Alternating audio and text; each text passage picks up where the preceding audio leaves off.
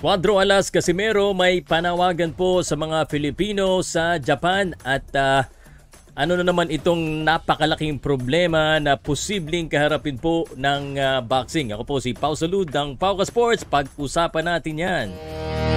Powcast Sports. If you're new here, don't forget to subscribe and hit the notification bell.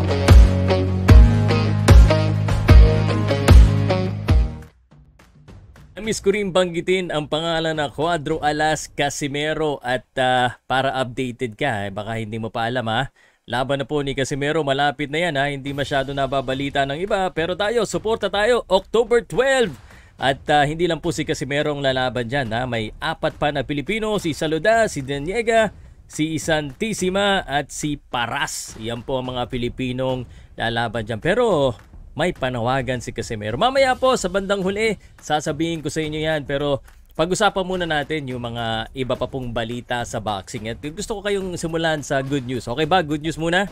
Okay, good news. Official na po na nasign po ang laban po ni Fury at saka ni Usyk. At ito po ay napakagandang balita dahil ito talaga yung gusto nating laban. Kaysa naman yung mangyayari po na laban niya. Kasi may laban siya sa October 28 kay Ngannou. Alam naman natin na wala yun. So, at least ito talaga, ito totoong laban ito. At speaking of totoong laban, ito pa isang magandang aabangan natin. Sa ano po ito, November 16 at pwede na mabili sa October 6 yung ticket. Shakur Stevenson versus Edwin De Los Santos at Emmanuel Navarrete versus Robson Conceição. Ako medyo half-baked, hindi masyado excited pero excited na rin. Pero ito po, may dahilan po kung bakit ko pinapakita ito mga sunod-sunod na mga laban. Isa pang sunod na laban po ay ito pong laban ni Ryan Garcia. Return against Oscar Duarte December 2 in San Antonio. Ito po courtesy po of Ring. At ang mga kalaban niya si Oscar Duarte, maganda po yung kanyang record ni Oscar Duarte pero coming up fighter.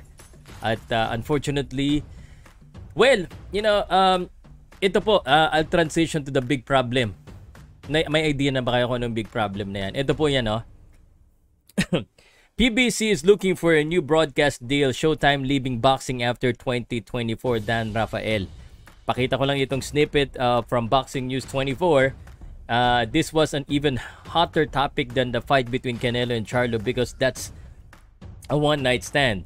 No?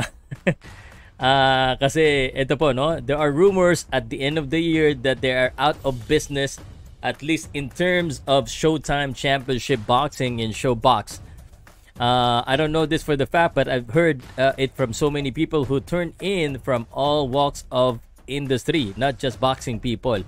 So, ang balita po na masama po sa ating mga boxing fans ay ang Showtime po ay posible pong magsarado ang kanilang boxing shows, At ang Showtime pa naman ang isa po sa pinapanood natin ng magagandang laban, especially sa mga Filipino fights, kagaya nga po ng Canelo versus Charlo, that's a big fight.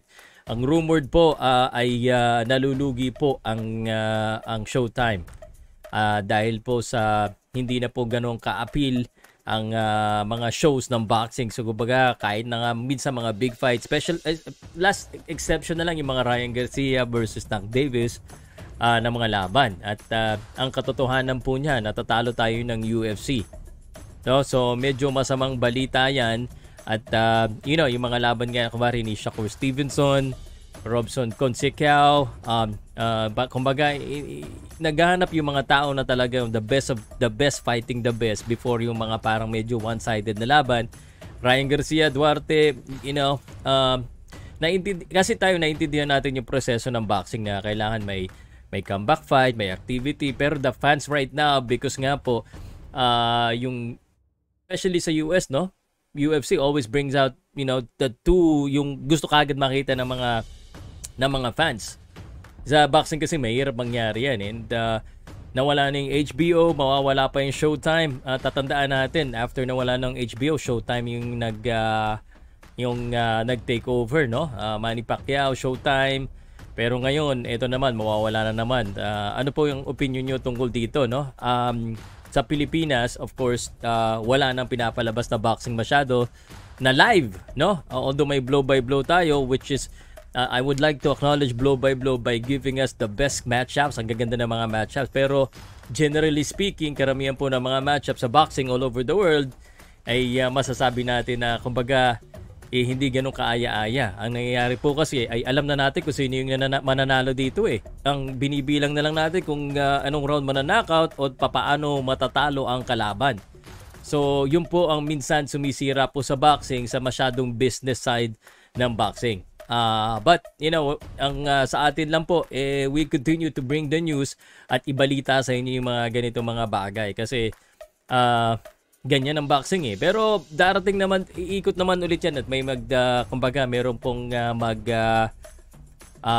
papalit, no? Pero nakakalungkot at lalo na ngayon na lumalakas pa yung mixed martial arts. Speaking of lumalakas, si Cuadro Alas lang malakas, malapit na po ang laban niya. October 12, Thursday po yan. At ang kanya pong team, ito po, nakita ko po yung post dito. Ito, papakita ko ni Rob Sumi.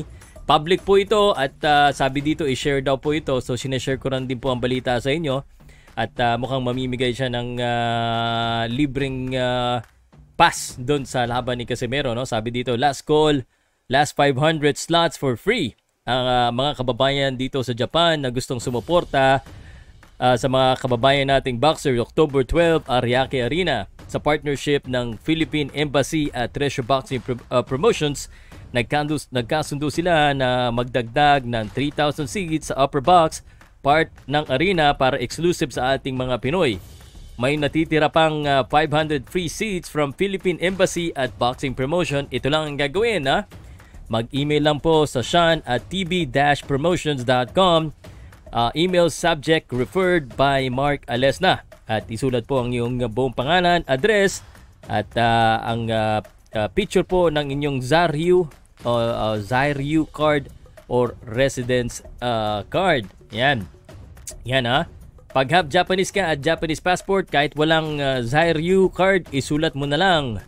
Then send, mag-reply sa inyo ang promotion for confirmation.